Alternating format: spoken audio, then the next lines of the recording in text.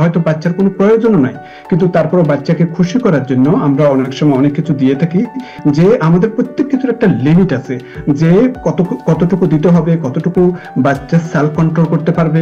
বাচ্চাদের কষ্ট আমাদের কাছে খুবই কষ্টদায়ক মনে হয়, আমাদের কাছে অনেক অনেক বেদনাদায়ক মনে হয়ে থাকে। তখন বাবা মারা যদি কোনো কারণে যদি একে অপরের প্রতি যদি শ্রদ্ধাশীল বা রেসপেক্টফুল যদি না হয়ে থাকে, এদের কোনো কিছুই কোনো ভুলভ্রান্তি আমাদের চোখে ধরা পড়ে না। এদেরকে এমন একটা চেয়ারে বসেই থাকি যে এরাই হচ্ছে যে সবচেয়ে বেস্ট, অন্য যে কোনো বাচ্চার থেকে এদের মতো আর ভালো কেউ হতে পারে না। সকল দর্শক বৃন্দকে অনেক অনেক সালাম এবং শুভেচ্ছা জানাচ্ছি। যে আজকে যে টপিকটা নিয়ে আপনি আলাপ করতে বললেন, আপনি ঠিকই বলছেন যে যে 8টি বিহেভিয়ার আমাদের আমরা বাবা মারা যেভাবে আমাদের বিহেভিয়ারটা দেখিয়ে থাকি আমাদের বাচ্চাদের প্রতি, সেটি কি এফেক্ট করে থাকে। আমরা কি বাচ্চাদেরকে কি খুবই একটা রেসপন্সিবল বাচ্চা হিসেবে গড়ে তুলছি, নাকি স্পয়েল কিডস হিসেবে গড়ে তুলছি, সেই ব্যাপারে আজকে আলাপ করবো। এবং এটি সাইকোলজিস্টের বরাত দিয়ে বলবো, এবং এটি একটা আর্টিকেলে বলা হয়েছে। তো আমরা বাবা মারা সবসময় চেষ্টা করে থাকি বাচ্চাদের কিভাবে সবচেয়ে বেস্টটা দিব, আমাদের না থাকুক, কিন্তু আমরা কখনো কিন্তু পিছপা হই না যখন বাচ্চাদেরকে কোনো কিছু দেওয়ার ব্যাপারে। সেটি যে কোনো ম্যাটেরিয়াল হোক, খাওয়া দাওয়া হোক, সব সময় আমরা নিজে না খেয়ে হলেও বাচ্চাদেরকে সব সময় দ্য বেস্ট দিয়ে থাকি। এবং এই যে দেওয়া নেওয়ার মধ্যে রিসার্চাররা বলছেন, সাইকোলজিস্টরা বলছেন যে একটা থিন লাইন থাকা দরকার, যে কতটুকু কি করতে হবে। কারণ এটি যদি একটু যদি এদিক থেকে সেদিক হয়ে থাকে, তাহলে হয় বাচ্চা একদিকে হয়তো ভালোভাবে গড়ে উঠতে পারে, অথবা খারাপের দিকেও যেতে পারে।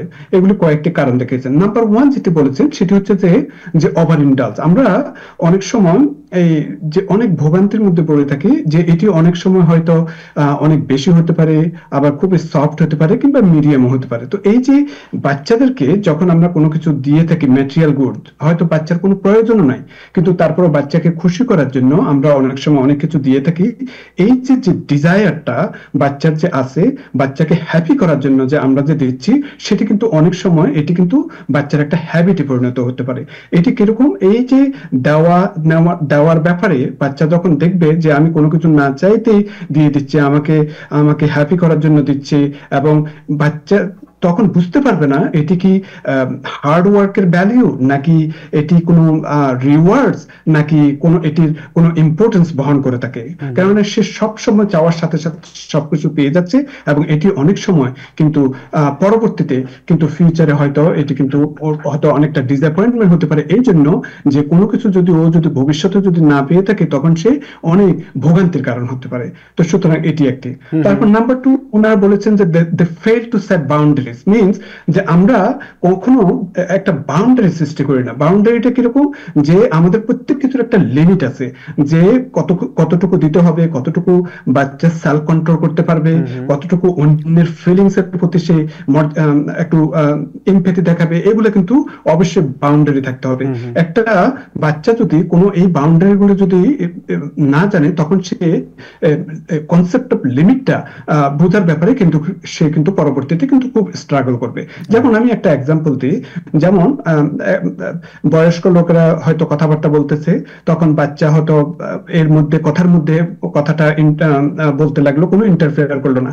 এবং এতে আমরা বাবা মারা হয়তো অনেক সময় আমরা বলি না যে না এভাবে, মানে কোনো একটা অবজেকশন দিই না। তো এই বাচ্চা যখন বড় হবে, তখন মনে করবে যে এই কথাবার্তার মধ্যেও যদি অন্যকে ইন্টারফেয়ার করা, এটাও বুঝি এক ধরনের অ্যাকসেপ্টেবল। কারণ আমরা বাবা মারা কোনোদিন বাচ্চাদেরকে এটা শিখাইনি, সেটি একটা কথা। আরেকটা হতে পারে, যেমন বাচ্চা হয়তো খেলনা নিয়ে খেলাধুলা করতেছে, কিন্তু এর পরে খেলার পরে যে এই জিনিসগুলোকে আবার তার যথাযথ জায়গায় রেখে দেওয়া, কিংবা সেটা পরিষ্কার করা, এটা যদি না করি বাচ্চার অসুবিধা হবে। সেই জায়গায় আমরা করে দিলাম, আমরা রেখে দিলাম, আমরা পরিষ্কার করলাম, তখন কি হয়, বাচ্চা তখন এই জিনিসটা বুঝতে পারে না যে এখানে একটা বাউন্ডারি আছে, যে আমি খেলাধুলা করেছি এবং এটার পরে আমার একটা রেসপন্সিবিলিটি আছে এটাকে আবার সুন্দরভাবে রেখে দেওয়ার, কিংবা পরিষ্কার পরিচ্ছন্ন করে রেখে দেওয়ার। কিন্তু এই বাউন্ডারিটা যদি আমরা যদি না বুঝতে পারি, তখন সেটি ভবিষ্যতে এটি কিন্তু এফেক্ট করতে পারে।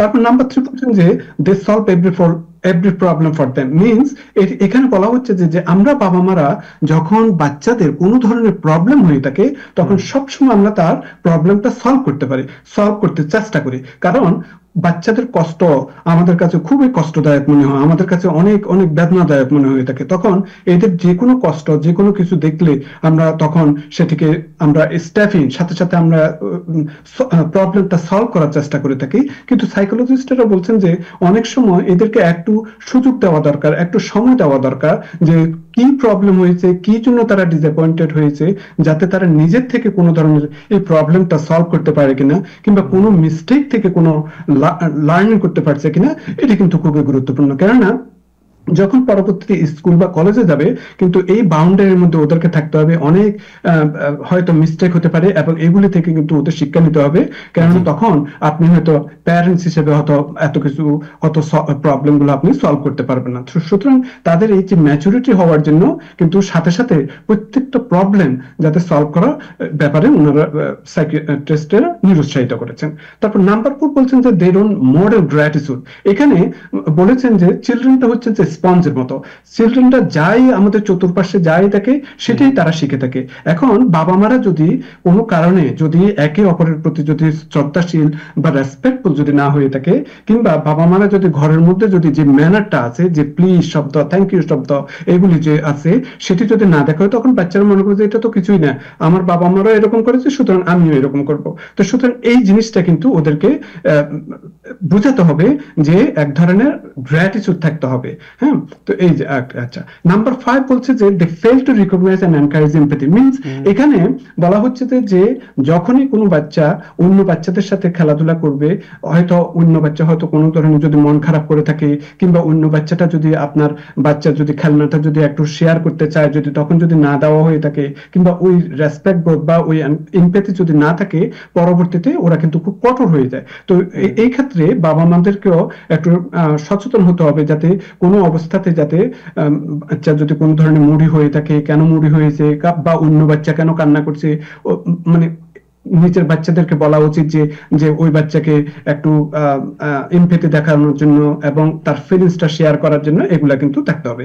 আবার এট দ্য সেম টাইম যখন আমাদের বাচ্চারাও যখন কোনো মন খারাপ করে থাকে, কেন মন খারাপ করছে সেটা জানা উচিত, এবং সেটার কি রকম প্রভাব ফেলতে পারে, কি করা যেতে পারে সেটা বলা উচিত। এবং আবার যখন ওরা খুব খুশিও হয়ে থাকে তখনও বোঝা উচিত যে আজকে ও এত খুশি কেন, কি প্রভাব ফেলেছে, কি জন্য, এগুলো একটু আমাদেরকে আর একটু ভিতর থেকে জানা উচিত। নাম্বার 6 এখানে বলেছেন যে they consistently put their kids on a pedestal. Means আমাদের একটা স্বভাব আছে যে আমাদের বাবা মারা আমরা সবাই সবসময় বাচ্চাদেরকে এত অ্যাডমায়ার করি যে এদের কোনো কিছুই কোনো ভুলভ্রান্তি আমাদের চোখে ধরা পড়ে না, এদেরকে এমন একটা চেয়ারে বসেই থাকি যে এরাই হচ্ছে যে সবচেয়ে বেস্ট, অন্য যে কোনো বাচ্চার থেকে এদের মতো আর ভালো কেউ হতে পারে না। কিন্তু এই ধরনের এন্টারটেইনমেন্টটা সবসময় দেওয়া উচিত না। বাচ্চার মধ্যে যদি কোনো ধরনের ভুল ভ্রান্তি দেখা হয় এটি অবশ্যই একটু বলা উচিত যে এই জায়গায় একটু প্রবলেম আছে, কিংবা এই ধরনের একটু চেঞ্জ করা উচিত। এবং নাম্বার 7 বলবো যে power off please and thank you. এই শব্দটা বাচ্চারা যখনই কোনো কিছু চাইবে যেন প্লিজ শব্দটা বলে, বাচ্চারা যখন কোনো কিছু দেওয়া হয় যাতে থ্যাংক ইউ শব্দটা বলে। এই ধরনের গ্র্যাটিটিউড গুলো কিন্তু সবসময় মানতে হবে, সবসময় বুঝাতে হবে, সবসময় দেখাতে হবে। এবং সেটি আমাদের বাসা থেকে হোক, সেটি আমাদের পারিপার্শ্বিক সমাজ ব্যবস্থা থেকে হোক, কিংবা বাচ্চারা একে অপরের প্রতি হোক, যেভাবে হোক এই জিনিসটা কোনো অবস্থাতে নেগলেক্ট করা যাবে না। কারণ ভবিষ্যতে কিন্তু এই ধরনের যদি না বোঝানো হয়ে থাকে, পরবর্তীতে এরা এই গ্র্যাটিটিউড গুলো যদি না দেখানো হয়ে থাকে অনেক ধরনের প্রবলেম হতে পারে। তো লাস্টে আমি যেটা বলবো যে আমরা বাচ্চাদেরকে তার পরিণতি কি হতে পারে এটা থেকে যাতে সাথে সাথে যাতে রেস্কিউ না করে থাকে সেদিকে খেয়াল রাখতে হবে। একটু সময় দেওয়া উচিত, তাদেরকে বোঝানো উচিত কি মিস্টেক হয়েছে, কিভাবে করলে এটি বেটার হবে। এখানে ডিসঅ্যাপয়েন্টমেন্ট বা তাদের পেইন দেখে সাথে সাথে রিঅ্যাক্ট করার চেয়ে তাদেরকে কিভাবে আরো বেটার ম্যাচুরিটি করানো যেতে পারে সেদিকে খেয়াল রাখতে হবে। তো র্যাপিং হিসেবে যেটি বলবো যে প্রত্যেকটা বাচ্চা হচ্ছে যে আমাদের ভবিষ্যৎ। এই বাচ্চারাই একদিন বড় হবে, দেশের নেতৃত্ব দিবে, তারা নিজেদের ক্যারিয়ার বহন করবে, তাদের ওয়েলবিং এর জন্য, তাদের ক্যারিয়ারের জন্য, লাইফস্টাইলের জন্য সর্বদিক দিয়ে।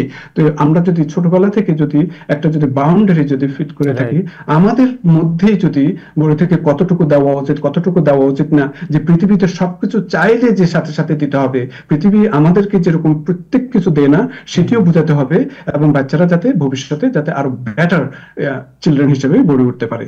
Thank you so much, thank you. আমার দর্শক যারা আছেন তারা আশা করি বুঝতে পেরেছেন যে আপনার সন্তানদের সাথে এই বিহেভগুলো যদি করেন, then you could build them up. অনেক ধন্যবাদ আপনাকে।